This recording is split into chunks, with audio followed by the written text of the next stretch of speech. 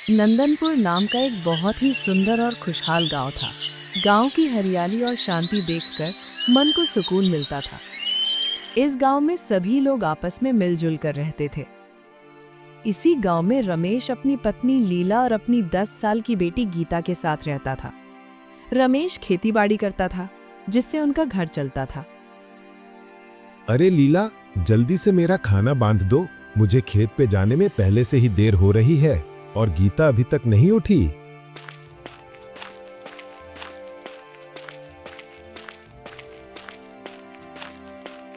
ये लीजिए, आज मैंने आपकी पसंद की बैंगन की सब्जी बनाई है। अब शिकायत मत करना। वाह, बैंगन की सब्जी की खुशबू तो लाजवाब है। चलो ठीक है, अब मैं चलता हूँ, काम बहुत है। ये कहकर रमेश फावड़ा लेकर अपने खेत की ओर निकल गया। रास्ते में रमेश को उसके दो दोस्त सुधीर और विक्रम मिले। अरे रमेश भाई, आज खेत पर इतनी देर से क्यों? सब ठीक है ना? हाँ भाई, थोड़ा देर हो गई। तुम दोनों यहाँ खड़े क्या कर रहे हो? तुम्हें काम पर नहीं जाना है क्या? हम उसी पर बात कर रहे थे।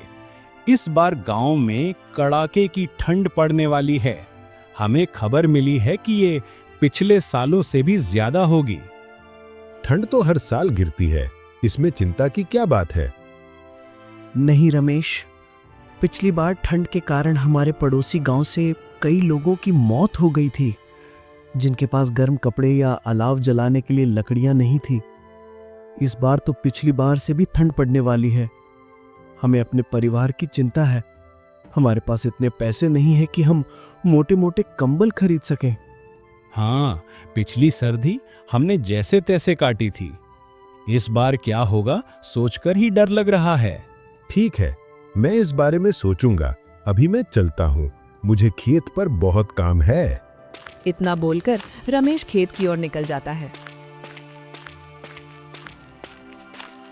रमेश खेतों में काम कर रहा था, तभी उसे ठंड से बचने और बहुत सारा पैसा कमाने की तरकीब दिखाई देती है। इस बार बहुत ज्यादा ठंड गिरने वाली है, सारे गांव का हाल बेहाल हो जाएगा। क्यों ना मैं जंगल से लकड़ियां काट कर जमा कर लूं, और जब कड़ाके की सर्दी गिरेगी तो मैं उन्हें अच्छी कीमतों पर बेचूंगा। और अगर मेरा ये उपाय सफल हुआ तो मेरे पास बहुत सारा धन इकट्ठा हो जाएगा और फिर शायद मेरी गरीबी के दिन भी खत्म हो जाएं। फिर रमेश कुदाल लेकर घर की ओर निकल जाता है। कुछ देर बाद रमेश घर पहुंच जाता है। अजी, क्या बात है? आज आप खेत से बहुत जल्दी लौट आए। कोई समस्या है क्या, या फिर आपकी तबीयत ठीक नहीं है? अरे नहीं लीला, मैं जब खेत पर जा रहा था तब सुधीर और विक्रम से मेरी मुलाकात हुई। उन्होंने बताया कि इस बार गांव में कड़ाके की ठंड गिरेगी, इसलिए मेरे मन में एक योजना आई है कि मैं जंगल से सूखी लकड़ियां काटकर इकट्ठा कर लूं, और जब खून जमा देने वाली ठंड गिरे तब मैं उन्हें बेचकर बहुत सारा पैसा कमाऊं। हाँ, आपकी बात तो बिल्कुल सही है। हम ये कर तो सकते हैं। मानना पड़ेगा रमेश जी, आपका दिमाग तो मेरी जुबान से भी तेज चलता है। हाँ ठीक है, अब मैं जंगल से लकड़ियां काटने के लिए जा रहा हूँ, और तुम ये बात किसी को भी मत बताना, नहीं तो हमारे सारे किए कराए पर पानी फिर जाएगा। नहीं नहीं जी, मैं ये बात किसी को नहीं बताऊंगी। मैं इस बात को खाने की तरह ही पचा लूंगी। दोनों हंसने लग जाते हैं और फिर रमेश कुल्हाड़ी लेकर जंगल की ओर लकड़ियां काटने के लिए निकल जाता है। कुछ दूर चलने के बाद उसे कुछ सूखे पेड़ दिखाई देते हैं। वाह, क्या बात है, यहाँ तो बहुत सारे सूखे पेड़ हैं। मैं अब लकड़ियां काटना शुरू करता हूँ। दूसरी ओर गांव के कुछ लोगों की चर्चा चल रही थी। सामू भाई, क्या तुम जानते हो कि इस बार गांव में कड़ाके की ठंड गिरने वाली है? मुझे तो बहुत ही चिंता हो रही है। मैं सब जानता हूँ तुम्हें किस चीज की चिंता हो रही है। तुम ऐसे भी 2 से 3 दिन में एक बार नहाते हो, और जब ठंड आती है तो तुम 15 से 20 दिन में एक बार नहाते हो। हाँ हाँ, जैसे कि तुम हर दिन नहाते हो। बड़े बुजुर्ग कह गए हैं कि दूसरों को बुरा कहने से पहले खुद के गिरेबान में झांक लेना चाहिए। भले ही मैं 15 से 20 दिन में एक बार नहाता हूँ, लेकिन मैं तुमसे सुंदर ही दिखता हूँ। और अगर यकीन ना हो तो सारे गांव वाले से पूछ लेना। हाँ, ये बात तो सही है। बस एक ही समस्या है कि तुम्हारे शरीर से बदबू बहुत आती है, इसलिए सुंदर दिखने के साथ साथ कभी-कभी नहा भी लेना चाहिए। हाँ ठीक है, मैं जानता हूँ, और ये भी जानता हूँ कि लोगों की तरह तुम भी मेरी खूबसूरती से जलते हो। ठीक है, तुम दोनों ही सुंदर हो और हर रोज नहाते हो। अब लड़ाई करना बंद करो और ये सोचो कि इस बार ठंड से कैसे बचा जाएगा, नहीं तो हम सब की कुल्फी जम जाएगी। बचने का तो बस एक ही उपाय है, कंबल के अंदर रहो और पानी से दूर रहो। दूसरी ओर रमेश हर रोज जंगल जाता और ढेर सारी सूखी लकड़ियां काट कर लाता।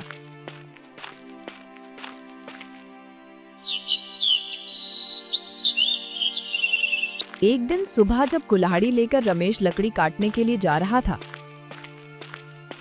तभी उसे सुधीर और विक्रम रोक लेते हैं। अरे रमेश भाई, तुम ढेर सारी सूखी लकड़ियां हर रोज काटकर क्यों ला रहे हो? अरे भाई, तुम तो जानते ही हो कि मेरी पत्नी को खाना बनाने का कितना शौक है। वो हर रोज तरह तरह के पकवान बनाती है, जिसके कारण काफी सारी लकड़ियां चूल्हा जलाने के लिए लग जाती हैं। इसीलिए मुझे हर रोज लकड़ियां काटने के लिए जंगल जाना पड़ता है। लेकिन रमेश भाई, हमें तो ये पहली बार पता लगा कि तुम्हारी पत्नी खाना बनाने की शौकीन है। हमने पहले ऐसा कभी नहीं सुना है। फिलहाल छोड़ो, तुम कह रहे होगे तो सही ही होगा। सुधीर और विक्रम को रमेश की बात सुनकर कुछ अजीब लग रहा था, लेकिन उन्होंने इन बातों पर ज्यादा ध्यान नहीं दिया। कुछ दिन इसी तरह बीत गए। रमेश जंगल जाता और सूखी लकड़ियां काट कर लाता। अब उसके पास बहुत सारी लकड़ियों का भंडार हो गया था। कुछ ही दिन बाद गांव में ठंड गिरना भी शुरू हो गई थी। रमेश अपने घर के बाहर एक बोर्ड लगा देता है, जिसमें 1 किलो लकड़ी की कीमत 10 रुपए लिखी थी। जब सभी गांव वाले वो बोर्ड देखते हैं, तो उन्हें रमेश की सारी चतुराई का पता चल जाता है कि वो क्यों हर रोज सूखी लकड़ियां काटने जंगल जाता था। भाई, क्या तुमने रमेश के घर के बाहर वो बोर्ड देखा जिसमें 1 किलो लकड़ी की कीमत 10 रुपए लिखी है? रमेश ने बहुत ही चतुराई दिखाई है। वो जंगल से फ्री में लकड़ियां काटकर हमें 10 रुपए किलो बेच रहा है। हाँ भाई, तुमने बिल्कुल सही कहा। हर रोज जब रमेश जंगल में सूखी लकड़ियां काटने जाता था, तब हम उससे पूछते थे कि तुम इतनी सारी लकड़ियों का क्या करोगे? तब वो हर रोज कुछ न कुछ बहाने बना दिया करता था। हमें तो तभी उस पर शक हो गया था, लेकिन हमें यह नहीं पता था कि वो ऐसा काम कर सकता है। अरे तो अब इसमें सोचने वाली कौन सी बात है? रमेश से 10 रुपए किलो लकड़ी खरीदने से बढ़िया है कि हम सभी कल जंगल जाएंगे और हम भी सूखी लकड़ियां काट कर लेकर आएंगे। ये बात जब रमेश को पता चलती है तो वो चिंता में पड़ जाता है, क्योंकि अब उसका लकड़ी बेचने का व्यापार सफल नहीं हो पाएगा। अरे लीला, क्या तुमने सुना है? गांव के लोग कल सूखी लकड़ियां काटने के लिए जंगल जा रहे हैं। अगर वो सूखी लकड़ियां काट लेंगे तो हमसे लकड़ियां कोई भी नहीं खरीदेगा और मेरी सारी मेहनत पर पानी फिर जाएगा। हाँ जी, आपने बिल्कुल सही कहा। काश कोई ऐसा चमत्कार हो जाए कि कल गांव वाले लकड़ियां काटने जा ही ना पाए। हाँ, अब हम सिर्फ ऊपर वाले के भरोसे ही रह सकते हैं। कुछ ही देर बाद रात हो जाती है। दोनों पति पत्नी खाना खाकर सो जाते हैं, लेकिन रात में ठंड के साथ साथ आसमान में ठंड बादल छा जाते हैं और कुछ ही देर में बहुत तेज ठंड की बारिश होने लगती है। साथ साथ ठंड भी बहुत ज्यादा बढ़ जाती है, जिससे कि अब जंगल में एक भी लकड़ियां काटने नहीं जाते हैं। जब रमेश और लीला इतनी सारी ठंड देखते हैं तो वो बहुत ही खुश हो जाते हैं। अजी देखिए, लगता है ऊपर वाले ने हमारी सुन ली और रात को ठंड की बारिश करवा दी। हाँ, तुमने बिल्कुल सही कहा। गांव वालों ने अपने आप को बहुत ही बुद्धिमान समझा था, लेकिन उनकी सारी बुद्धिमानी धूल में मिलकर रह गई और अब मैं लकड़ियां 10 रुपए किलो बेचने के बजाय 20 रुपए किलो बेचूंगा। नहीं नहीं, आप 10 रुपए किलो ही लकड़ियां बेचो। अगर हम 20 रुपए किलो लकड़ियां बेचेंगे तो ये सीधे सीधे लोगों को लूटना हो जाएगा। ऊपर वाले ने आपकी मेहनत को बचाने के लिए ठंड की बारिश करवा दी और अब आप इसका गलत फायदा ना उठाएं। मेरी आपसे विनती है कि आप लकड़ियों का दाम 10 रुपए किलो ही रखें। मैं लकड़ियों का दाम 10 रुपए ही रखता, लेकिन गांव वालों ने अपनी चतुराई दिखाकर अच्छा नहीं किया। और रात को जो ठंड की बारिश हुई है वो ऊपर वाले का संदेश था कि गांव वालों को सबक सिखाया जाए। इसीलिए मुझे तुम्हारी राय की कोई जरूरत नहीं है। मैं लकड़ियां 20 रुपए किलो ही बेचूंगा। अपने पति की ये बात सुनकर लीला को बहुत ही दुख होता है और रमेश अपने घर के बाहर लगे बोर्ड को बदल देता है और उसमें 20 रुपए किलो लकड़ियों का दाम लिख देता है। ये देख गांव वालों को बहुत ही गुस्सा आता है, लेकिन वो कुछ नहीं कर सकते थे। देख रहे हो शामू भाई, गांव में कितनी ज्यादा ठंड पड़ रही है। हमारे पास तो थोड़ी सी ही लकड़ियां हैं, हम इसे ही जलाकर इस ठंड से राहत पाने की कोशिश कर रहे हैं। हाँ, तुमने बिल्कुल सही कहा। हमारे पास तो थोड़ी भी लकड़ियां नहीं है, इसलिए हम तुम्हारे घर आग की गर्मी लेने आए हैं। क्या तुम्हें पता है, जब ठंड की शुरुआत हुई थी तो रमेश ने लकड़ियों का दाम 10 रुपए किलो रखा था, लेकिन जब ठंडियां बढ़ चुकी हैं तो उसने लकड़ियों का दाम 20 रुपए किलो कर दिया है। वो सरासर लोगों को लूट रहा है। तुम्हारी बात बिल्कुल सही है। हमने जंगल से सूखी लकड़ियां काटने का विचार किया था, लेकिन रात में ही बहुत तेज ठंड गिरने शुरू हो गई, जिसके कारण अब हम चाहकर भी कुछ नहीं कर सकते हैं।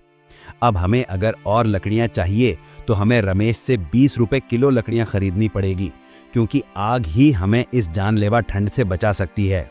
फिर सभी मायूस और लाचार होकर बची खुची लकड़ियों से आग तापते हैं। दूसरी ओर रमेश का लकड़ी बेचने का व्यापार बहुत ही अच्छा चल रहा था। सभी गांव वाले उससे ही सूखी लकड़ियां खरीद रहे थे और उसकी बहुत ही अच्छी आमदनी हो रही थी।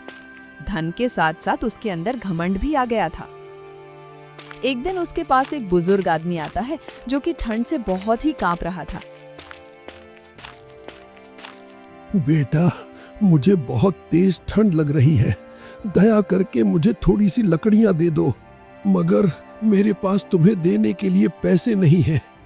माफ करिएगा, मैंने खून पसीना एक करके ये लकड़ियां जंगल से काटी हैं, इसीलिए मैं ये आपको मुफ्त में नहीं दे सकता। अगर आपके पास पैसा है तो लकड़ियां ले जाइए, वरना आप यहाँ से जा सकते हैं। नहीं नहीं बेटा, ऐसा मत कहो। मुझे बहुत तेज ठंड लगी रही है और मेरे पास गर्म कपड़े भी नहीं हैं। अगर तुम मुझे लकड़ियां नहीं दोगे तो शायद इस ठंड में मैं जिंदा नहीं बच पाऊंगा। दया करके मुझे थोड़ी सी लकड़ियां दे दो। ऊपर वाला तुम्हें हमेशा खुश रखेगा। अरे, ऊपर वाले ने मुझे ऐसे ही बहुत खुश रखा है। मुझे आपकी मुफ्त की दुआओं की कोई जरूरत नहीं है। मैं आपको मुफ्त में लकड़ियां नहीं दूंगा। आप मेरा समय व्यर्थ न गवाएं। आप यहाँ से जा सकते हैं। बुजुर्ग आदमी बहुत ही निराश मन से वहां से चले जाता है।